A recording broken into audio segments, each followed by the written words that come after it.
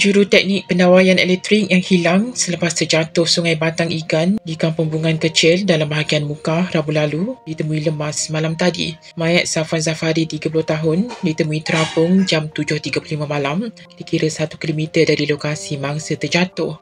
Jurucakap Pusat Gerakan Operasi PGO Jabatan Bomba dan Penyelamat Malaysia JBPM Sarawak berkata mayat mangsa diserahkan kepada polis sebelum dihantar ke Hospital Mukah.